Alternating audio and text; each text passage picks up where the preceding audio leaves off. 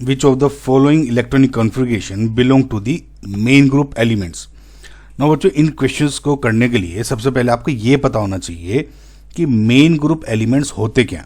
देखिए, ओवरऑल बात करें तो मेन ग्रुप एलिमेंट्स जो कि या तो सिर्फ एस ब्लॉक में होते हैं या फिर पी ब्लॉक एलिमेंट्स के होते हैं। मतलब अगर आपके जो वैलेंस शेल इलेक्ट्रॉन्स हैं वो या आउटर मोस्ट शेल में या तो एस ब्लॉक में लाई कर रहे हैं, यानी जो ग्रुप 1 और 2 में होता है, या फिर पी ब्लॉक में लाई कर रहे हैं आउटर मोस्ट शेल, यानी जो ग्रुप नंबर 13 to 18 लाई कर रहे हैं। ओके, सो अगर आपका कोई एलिमेंट एस ब्लॉक का है या पी ब्लॉक का है जिसमें outermost shell obviously s shell sub shell में लाई कर रहे हैं या पी में, तभी आपका वो जो एलिमेंट है ग्रुप मेन ग्रुप एलिमेंट कहलाया जाएगा। यानी इसका मतलब क्या हुआ, जो डी एंड एफ वाले होते हैं वे नहीं होगा। सो इसमें अगर आप इन सबके इलेक्ट्रॉनिक कॉन्फ़िगरेशंस को देखते हैं तो उसी से आपको आइडिया लगा जाएगा कि आउटर मोस्ट शेल इलेक्ट्रॉन्स इसमें कहाँ पे लाई कर रहे हैं।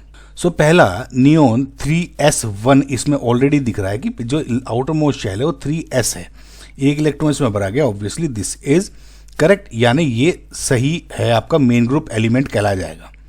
अगेन जब आप बी देखते हैं तो इसमें आउटर मोस्ट शेल, अब देखिए जो इलेक्ट्रॉन भरे जा रहे हैं वो किस में भरे जा रहे हैं, 3d में, ना कि 4s2 में। ये ध्यान दिया जा रहा है आपको। तो इसमें कैसे देखोगे, देखिए 4s2 जब आपका भरा गया, यहां से 4s2 जब भरा गया तभी उसके बाद 3d भरा जाता है, यानी 4s पहले कंप्लीट हो गया, अब 3d में इलेक्ट्रॉन भरे जा रहे हैं, यानी आउटर मोस्ट ये डी ब्लॉक का एलिमेंट हो गया और आउटर मोस्ट इलेक्ट्रॉन डी में भरे जा रहे हैं, ना कि एस या पी में। तो ये नहीं होगा। सिमिलरली इसको अगर आप देखते हो 4d 5s2 एंड 5p5, इसमें ऑलरेडी आपको दिख रहा है पांचवा जो ये p है इसमें ही भरे जा रहे हैं। कैसे, इसमें ऐसे भी देख सकते हो। देखिए पहले 5s भरा गया, करेक्ट, यहाँ पे 5s आया, 5s के बाद में ये गया 4d के बाद, और 4d के बाद आपका भर रहा है 5p। तो इसका मतलब ये इलेक्ट्रॉन 5p में आ रहे हैं और ये बाकी के पूरे कंप्लीट भी दिख रहे हैं आपको, तो ये हो जाएगा। सिमिलरली अगर इसमें देखते हो डी में 3d10 4s1, नाउ ये अच्छा गुड एग्जाम्पल हो गया।